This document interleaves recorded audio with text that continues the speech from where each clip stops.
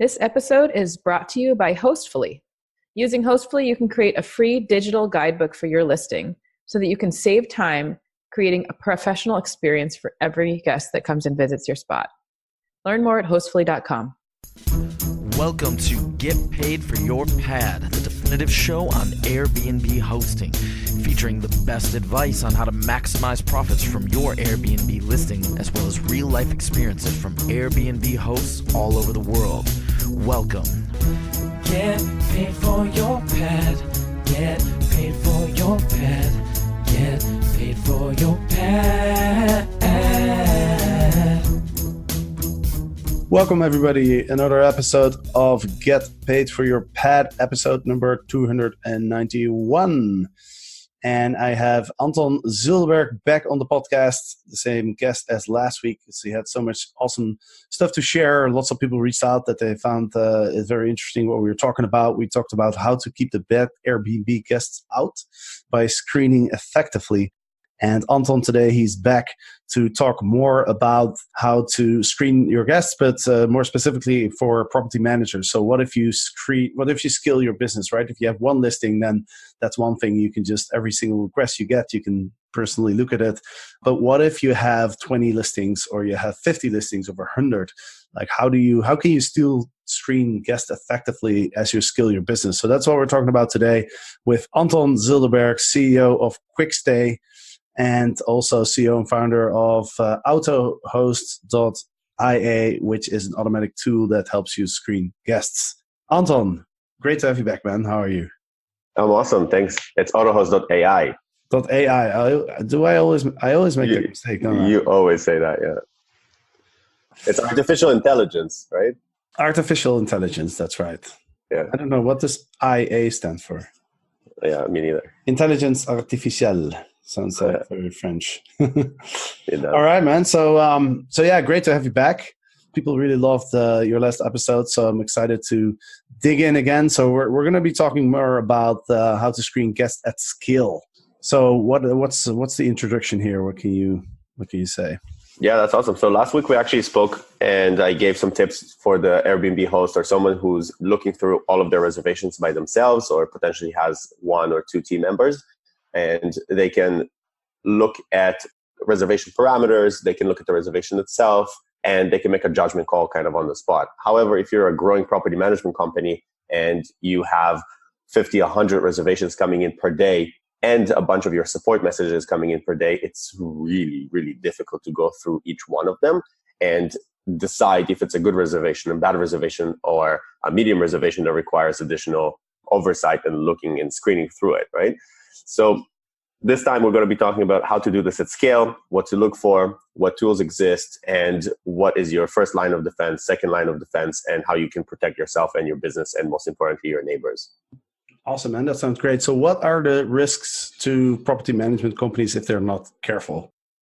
Yeah, so we've seen in the past couple of years a lot of fraud going through short-term rentals, and fraud is potentially credit card scheming and criminals who are using fraudulent identities trying to get into short-term rentals. We've seen an increase in criminal activity such as gun violence, escort services, and even drug smuggling that is happening through short-term rentals. Those are things that nobody's talking about. As well as we've seen them reselling hotels and reselling short-term rentals on the dark web, where they purchase with fraudulent credit cards and then they go and sell it on fake websites to unsuspecting guests, of course, right? So in that case, everybody gets hurt. And for property managers, it's a big issue because property managers are trying to grow their revenues all the time, increase their occupancy all the time, go on more platforms, go on and try to limit and remove a lot of their restrictions that they have on all the OTAs. And that puts them at risk, at significant risk, if they don't have a good process and if their team is actually not trained on dealing with those issues, right? And that becomes a real big problem. So there are certain things that property managers should be looking for, and there are certain tools that property managers should be deploying, and most importantly, educating their team, educating their staff, and educating everyone involved of what you should be looking for. What can you say about the size of this problem? Yeah, that's actually super interesting. So what we found out is that I pulled up a research from Ernst & Young, and Ernst & Young combined the entire hospitality industry into one big chunk. And they said that fraud accounts for $150 billion per year. That's about 5 or 6% of all hospitality's revenues. That means that 1 in 20 reservations that a property management company processes can potentially be a fraudulent reservation. And what we've seen with Autohost is that these fraudulent reservations come in waves. So these guys are like the traveling circus. They move from city to city and they just attack you from every single platform imaginable. Airbnb, Booking.com, Expedia, even direct bookings, right? So you need to really be careful, and every single reservation that you get should be going through a similar screening process. And what we've developed with Autohost is we have a multi-layer verification system. So once somebody sends us a request or makes a booking, we create a general risk model for them, and we analyze and establish how risky is the guest going to be from a party perspective or from a rule violations perspective. However, when they also hit our portal, we actually create a digital fingerprint for them, and we analyze their geolocation, and we run a bunch of different checks on their ID, on their credit card, and using a bunch of different software and a bunch of different practices to make sure that they're not actually a fraudulent reservation. And that means that they're not behind some form of a VPN or a proxy server, right? We actually found out that about 20% of all guests fall into the problematic guests, right? So 20% of your guests account for 100% of your problems, which is just crazy. So you definitely don't want to have those guests. You do not want to have those guests, and you never know when they're going to come, and you never know when they're going to attack you. And what's interesting is that what we found out through our property management company is that we get more problematic guests in the down season when we have a lot more availability, right? When our occupancy is relatively lower compared to the high season, of course. We also discount the rate, which means that it attracts more of those bad guests, and the lead time becomes shorter. I'm not saying that all shorter lead times are bad guests, right? It's just that they just happen to fall into that category more frequently. Got it. So let's talk about solutions. Awesome. Some of the solutions that currently exist, like NoiseAware, which is just a phenomenal product, and we've been using it since basically the beginning. It's all retroactive, right? So the issue with that is that when somebody gets to the property, that's when you need to deal with it. So when you have a noise alert, that's when you need to react on a noise alert, right? That's a little bit of an issue because if you have a fraudulent reservation, how do you kick them out? That's an issue, right? So you need to have a process in place. You have security cameras, which a lot of property managers like to employ. However, it only shows you what's happening in real time. You also have some different types of creative solutions like CO2 sensors and a combination of door locks and noise sensors that give you a picture. You also have companies that are looking at Wi-Fi, for example, how many people are connected to your Wi-Fi, and lets you know that it exceeded the amount that they're expecting inside and there's a potential party. That's all of those are retroactive solutions, and they only help you deal with the problem once the problem already exists. And currently there's very limited amount of systems that exist to proactively make sure that you do not have the bad guest entering the property before you send the check-in instructions. And Autohost is there to solve that problem. Autohost does that by ranking the guests, as I explained before, and then sending them into a dynamic funnel based on different types of information that becomes available to us at the time that the guest enters our portal. So if a guest was a potentially low-risk reservation, once they came into our portal, once we analyze them again for potential for fraud, they could leave as really high-risk guests.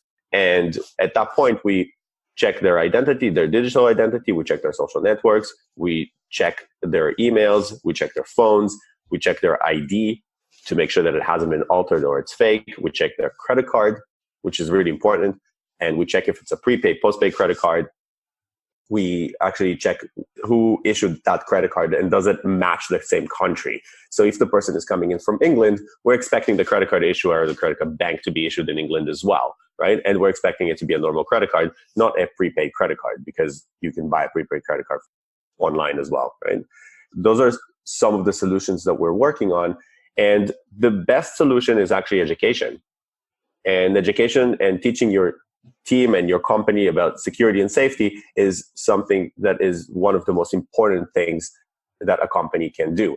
It exists in security overall. It exists in all the biggest enterprise companies. They have security and safety training for their entire teams. And what's interesting is that we've seen the bad people, these criminals, they have managed to social engineer themselves through a bunch of the verification systems that regular Airbnb hosts have, right? They already know what to say. They already know what type of request they should be making. And the example that I can use is at the beginning when they started, they were sending a request just for one day with a local phone number, and it was fairly last minute.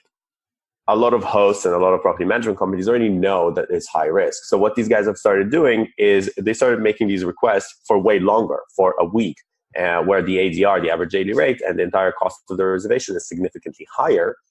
And they're saying that they're coming in for an anniversary or coming in for a birthday, and they're coming in just them, their spouses and child, for example, and have a completely believable story. They also provide you with an ID and an imprint of the credit card, for example, or a picture of the credit card, right? But none of those actually check out. So the biggest thing is education. Teach your team, educate them of what are the consequences, what to look for, how to do that, and use any form of measuring tools that you have at your disposal to make sure that these people are not getting into your units. And most importantly, if they are already inside your units, you got to know about it, right? And at the end of the day, if they're inside the unit and they're trashing your unit and you don't get paid, that really sucks. That's not what you're in business for. Right. So you're saying that these guys are getting a lot more sophisticated, but I'm just curious. Like, I know you recommend that people should collect IDs especially from high risk reservations. I mean, what if the IDs are fake? Like, how do I know that it's a fake ID? Yeah, that's a good question. So what you have to do is you actually have to use some form of an ID verification system. It's not enough to just ask for the guest to send an email with the ID, because you don't really know. You're not trained. You and your team are not trained to spot these fake IDs. So you need to look at some form of a service, and there's a handful of them that provide ID validation. And that's one of the best ways to secure and check for fake IDs, of course, right? The question that I always get is, what happens if the ID is actually fake? What do we do, right? Well, these are practical considerations. You should not let the guest in, ever, right? And you should collect additional pieces of information from them, like collect a security deposit and make sure that security deposit doesn't get flagged for fraud. If the credit card doesn't get flagged for fraud. You should ask them to provide social media information. If they're coming in for business, ask them for their LinkedIn profile, right? Or ask them to send you an email from their business account, from their email business account, right? Register with their domain. I mean, I'm sure that you have a Get Paid for Your Pad domain where you can send an email from saying that you're a legitimate person called Jasper and this is what you do, right? So people who come in for business are the ones who should have some form of an email address associated with their company. What about privacy laws? Because I know in a lot of countries, especially here in Europe, that you have to have all these this stuff in place. I think for my website, I need to set something up as well. I think because when you collect any form of information, you're kind of exposed to all these privacy laws and stuff. Do you have anything to comment on when it comes to privacy laws? Yeah, privacy laws are actually super interesting because in the majority of countries with Europe, with the GDPR, as well as in Canada and even in the US, you're not allowed to store personally identifiable information, or PI, right? And a lot of property managers, what they're doing is once they get a fake ID, they start blasting it across their networks or across WhatsApp or Facebook and saying, hey, this person is this and this and this and that, and I'm suspecting this and this and that, right?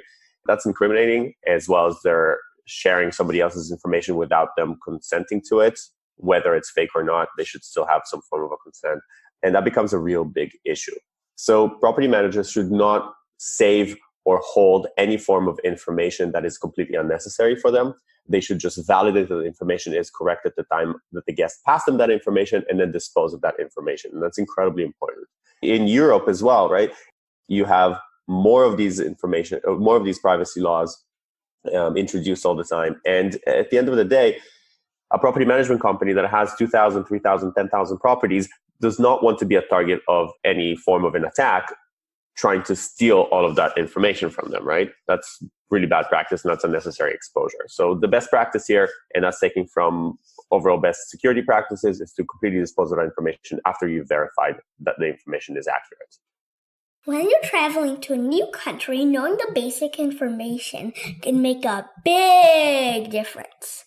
Hostfully has spent thousands of hours building a platform that solves this problem. When you log on to Hostfully and create a guidebook, you'll rest easy knowing that you've got all the bases covered. Our guidebook sections are easy to understand, can be translated into 9 languages, and make sure to hit on all the most important information that your guests might need. Creating a guidebook takes just a few minutes, and it will do wonders for your guests. Learn more at hostfully.com. One of the things that we spoke about that really fascinated me is the fact that you can actually increase your revenues by having a very efficient screening process, because you can kind of drop the booking restrictions like instant booked, cancellation policy, stuff like that. You can basically accept more guests because you can actually rely on your own screening processes after the guests have booked. And then if you figure out that there's something wrong, then you can also always cancel the reservation, right? Because you're using instant book, you can cancel as many times as you want if you have a legitimate concern. So that sounds fascinating, because I know a lot of hosts use or they don't use instant booked, or they have other booking restrictions in place because they're worried about what could happen to their property. And so can you explain a little bit more about how you can increase revenues and at the same time accept more guests? Yeah, so false positives are a real big problem in the industry, and profiling is a real big problem in the industry, right? And what ends up happening is a lot of hosts, they either end up putting a lot of booking restrictions, so a minimum of 2 days, 3 days, 5 days, whatever. I've heard a large property management company tell me that they have a minimum of 5 days and they don't allow instant book. That means that they're losing on so much revenue. The OTAs are not rewarding them by showing their availability, because 75% of Airbnb's bookings are instant book at the moment. So anyone who's not on instant book loses that exposure. Anyone who has a restriction of 5 days, you can only fit so many 5-day bookings, right? Why would someone go to you versus someone who has our calendar completely open? And what's the most interesting part about what we've seen from our partners and from our clients is once you start removing a lot of these booking restrictions, the OTAs by themselves reward you because your calendar is more exposed. And you'll end up getting a lot more reservations. Not all of these reservations are good, right? But if you have a vigorous screening process, then you can deny the bad reservations and keep the good reservations, helping you increase your revenues and increase your profits and bottom line. Some of the things that we've seen is that once you remove these booking restrictions from the OTAs, you're able to increase your revenue significantly. And at the end of the day, when you're a $10 million company and once you remove your booking restrictions, you can increase them by 10%, 15%. You just made $1.5 million. That's a lot of money that you're leaving on the table from unsold inventory. And the thing is about hospitality is you're selling it by the date. So if you haven't sold the date, it's gone forever. You can't make that money again, right? So you need to really find a good balance of what is your risk tolerance versus how much are you screening and what is your process. In the upside of that is that you will increase your revenue significantly. And hotels have been doing it for years. The revenue strategy for a hotel is to sell in advance as much as they can, and about 50% or 60% or so, particularly in the slow season. And then once it gets closer to the date, they just jack up the rates, right? Because that's when they make the most amount of money. And that's a strategy that short-term rental operators, particularly property management companies, can employ as well. Sell some of that inventory ahead of time and then keep some of that inventory and just jack up the rates really, really high. And the upside of that is that you'll get record ADRs. And this is what we've seen at our property management company as well when we employed that tactic, and we were able to increase our ADR by about 30% year over year using that same tactic that hotels are doing, combined with excellent screening and validation of the guests. Wow, that's pretty incredible. So what are some other benefits of having an effective screening policy in place?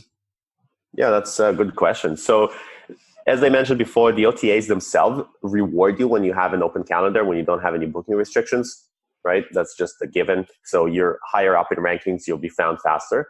You'll have additional revenue opportunities that didn't exist before by hosting locals and booking these last minute gaps effectively. So you can increase that revenue and reduce those gaps. What's interesting is that a lot of hosts and a lot of property management companies simply don't accept locals. What we found out is that in the slow season, accepting those locals accounted for about 40% of our revenues, right? People from 2-3 hours away from a metropolitan area want to come into the metropolitan area for entertainment, for shows or whatnot, right? There's always the risk that they'll bring their friends. So you need to set your expectations accordingly, and you need to hold them accountable to it by effectively screening them and letting them know what the consequences are, that you have noise sensors inside, that you have security and all that. And most importantly, the benefits of screening guests is that you'll be able to sleep better at night, right? If you're constantly worried about troublesome guests and people who are unwanted in your properties, then you're uneasy with your business, and that's not a good business practice. What's the other interesting parts for property management companies is when you accept these locals, or when you accept these what is deemed to be a high risk reservation, you actually have a competitive advantage over somebody who doesn't do that. And that's incredibly important, because if at the end of the day, you're a management company and you're able to show your owners and your investors that you can deliver higher returns to them, then that's incredibly powerful for you to gain more properties and continue growing your business at a record pace. Another interesting part is that operators said using a screening service or a screening system was an excellent selling tool to acquire more properties and more master leases. So some of our clients, by using Autohost, they went to their property management companies and said, listen, we are using this artificial intelligence-based product. We have background checks in place. We screen risky guests like no one else. We want additional inventory. We are the ones who are responsible. We are the ones who are keeping the building safe. Therefore, the property management company rewards them by giving them additional inventory to manage. And one of our clients, he actually grew really quickly using our software because he had an established relationship with a really big property management company, and he grew from 10 properties to about 50 properties in a span of a couple of months, which is just fascinating. That's really fun. That's really awesome. Like, I can totally imagine that, by the way, if I would own a property and somebody asked me to manage it on Airbnb, that would be a big thing, just knowing that you have your own screening process in place, so you're not dependent on the OTAs. Yeah. Actually, what's interesting is that a lot of people rely on and say, hey, but Airbnb does process. Airbnb has their own screening system. Airbnb collects IDs. Well, what we found out is, first of all, yes, Airbnb does a much better job than, let's say, Expedia or Booking.com, VRBO, and all of those.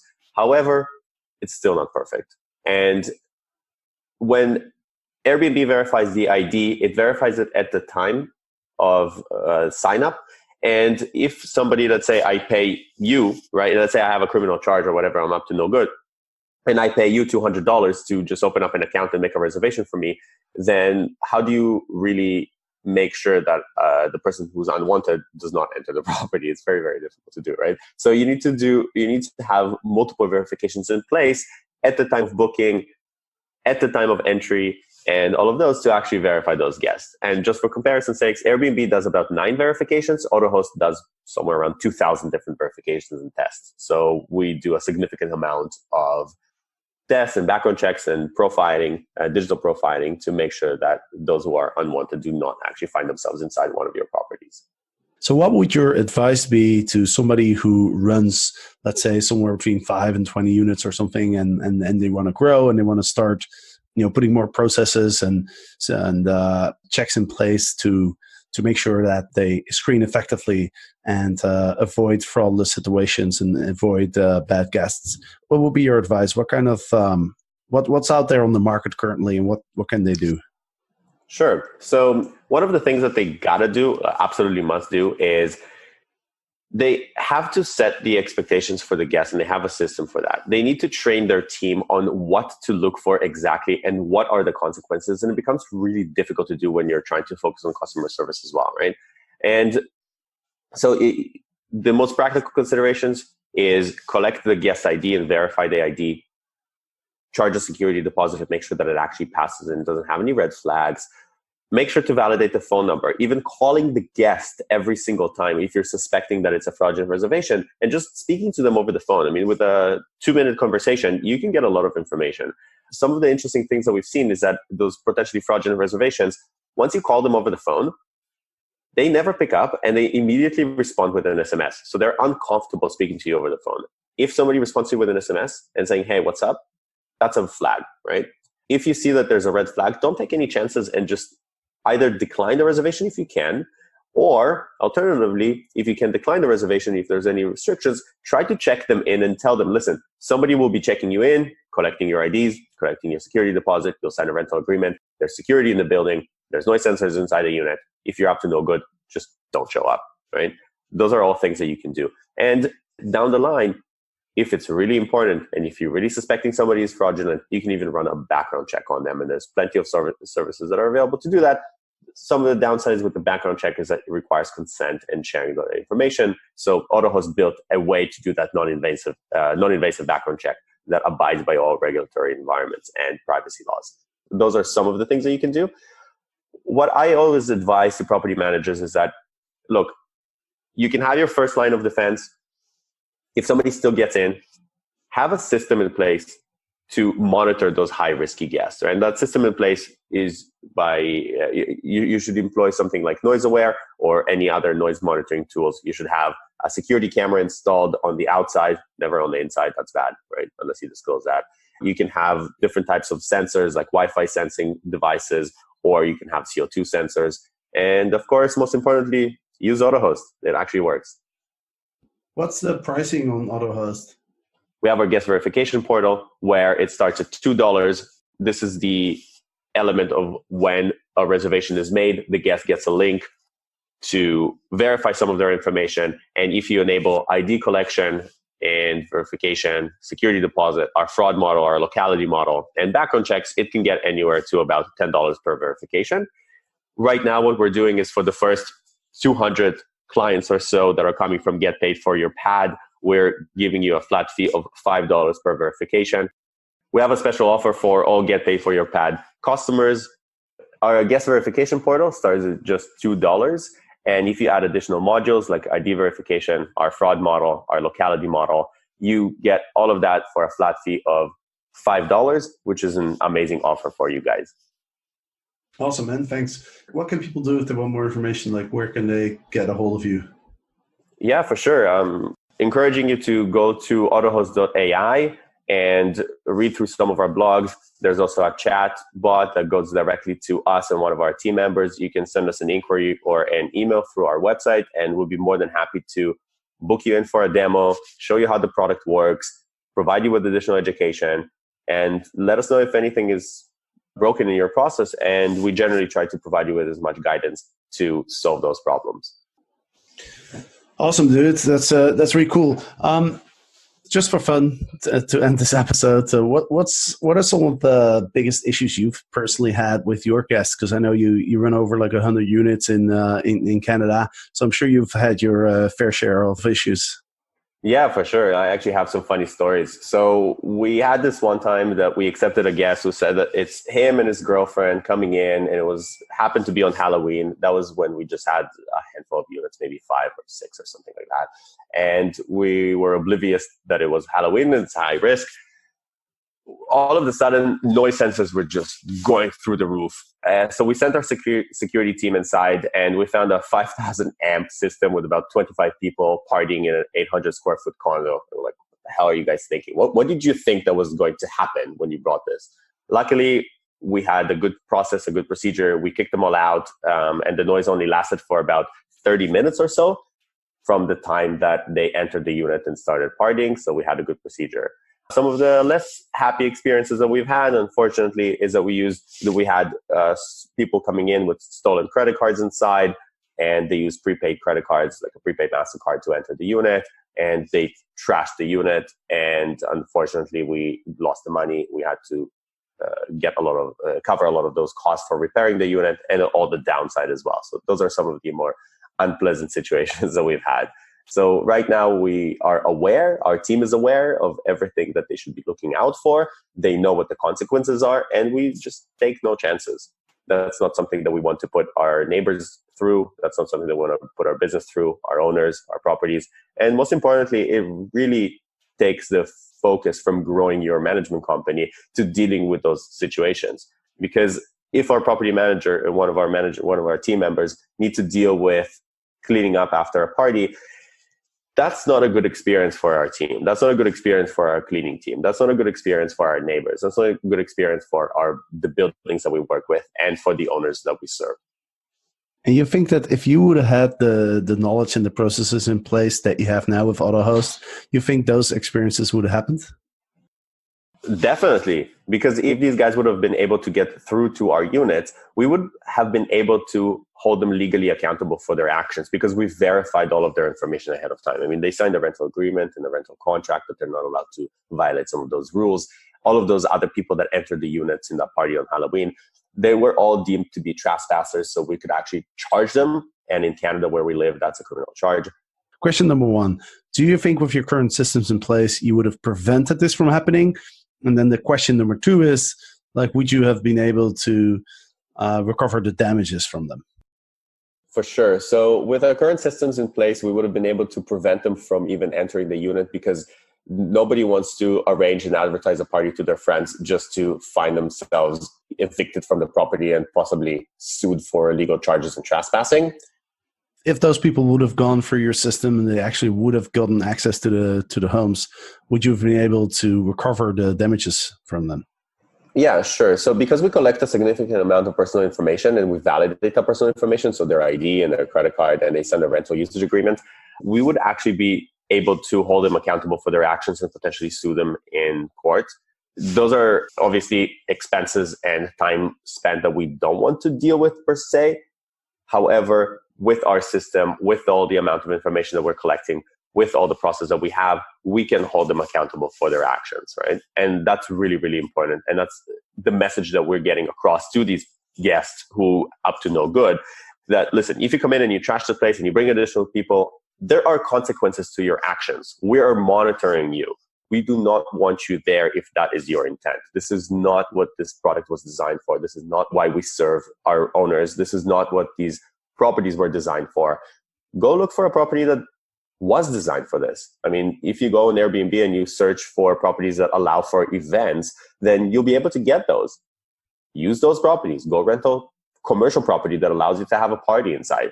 Well, it just happens commercial property costs 5 times more money than residential property, right? So that's why these people are abusing those rules and laws that all of us property managers have in place. Awesome, Anton. Well, thanks so much for sharing all your knowledge. I can totally say that you are the one person that knows the most about screening guests by a pretty wide margin of at least the people that I've met in the Airbnb and short-term rental industry. Before I finish this episode, I have a really exciting announcement to make, by the way, because we just launched a website, strlegends.com, where you can all see a video of our last event, our STR Legends live event in Puerto Rico, where Anton was actually one of the STR Legends. It's now about 6 weeks ago.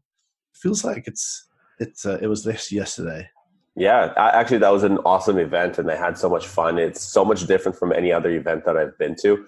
The people that were there were just phenomenal. Everybody was so knowledgeable and experienced, and everyone wanted to share their experiences, their knowledge.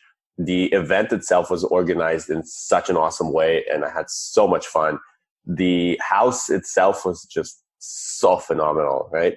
It had a pool, and it was overlooking the ocean. It was just marvelous, and the food was awesome. So thanks, Jasper. Yeah, absolutely. No, I had a great time too. But yeah, check it out, strlegends.com. It just went up yesterday, actually, and you can see the video. It's pretty amazing, and we're actually organizing the next couple of events. We're working on organizing the next couple of events, so more updates on that in later podcast, of course. All right, Anton. Well, thanks so much for joining. This was really interesting, and to the audience, thanks for listening. And of course, if you have any questions, reach out. Jasper at getpaidforyourpad.com.